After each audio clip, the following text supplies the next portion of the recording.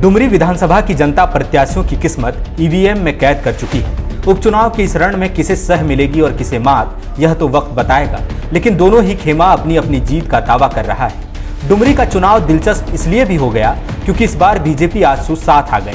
2019 के विधानसभा चुनाव का आंकड़ा कहता है कि यदि बीजेपी और आजसू अलग अलग नहीं लड़े होते तो परिणाम शायद कुछ और हो सकता था।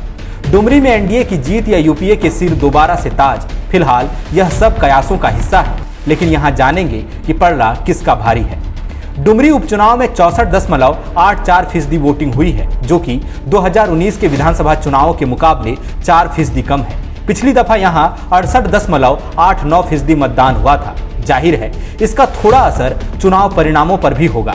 राजनीतिक जानकारों का मानना है कि डुमरी आजसू का गढ़ है, तो वहीं नवाडी में झामुमो की तूती बोलती है। शहरी मतदाता पारंपरिक रूप से भारतीय जनता पार्टी के साथ होते हैं, मतलब मुकाबला 50-50 का है।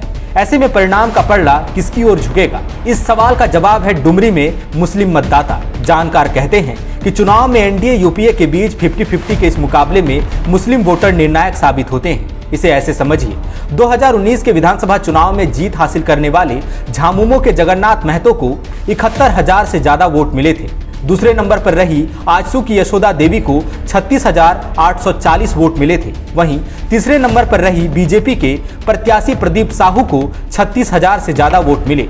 एआईएमआईएम के अब्दुल मोबिन रिजवी को 24,132 वोट मिले। अब यदि आजसू बीजेपी को मिले वोटों को मिला दें तो झामुमो के जीते हुए उम्मीदवार के समकक्ष हो जाती है। मतलब मुकाबला तकरीबन टाई हो गया और तभी निर्णायक भूमिका निभाते हैं मुस्लिम मतदाता।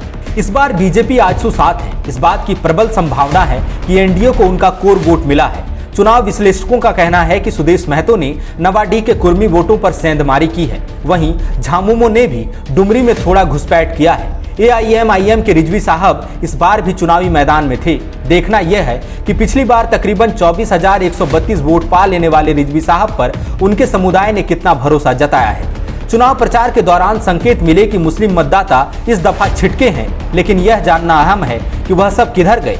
उन्होंने अपना आशीर्वाद किसे दिया, आजसू की यशोदा को या झामुमो की बेबी देवी को। कोई कहता है अधिकांश मुस्लिम मतदाताओं ने आखिरी समय में झारखंड मुक्ति मोर्चा को वोट किया, तो कुछ मुस्लिम वोट आजसू को भी मिले। 8 सितंबर को परिणाम आएगा। अभी दोनों ही खेमा अपनी अपनी जीत का दावा कर रहा है। बीजेपी के आदित्य साहू ने कहा कि डुमरी की जनता ने यशोदा देवी को भारी जनसमर्थन दिया, तो वहीं झामुमो के सुप्रियो भट्टाचार्य ने कहा कि डुमरी में धनतंत्र पर जनतंत्र की जीत होगी। मुख्यमंत्री हेमंत सोरेन भी कह चुके हैं कि जगन्नाथ दा को सच्चा सम्मान, डुमरी चुनेगा तीर कमान। अब डुमरी ने तीर कमान चुना है या कमल केला, यह तो परिणाम बताएगा। तब तक जो है वह सब कयास है।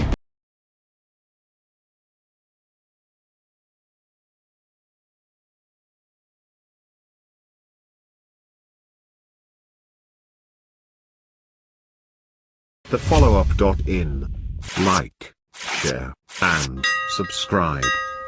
www.thefollowup.in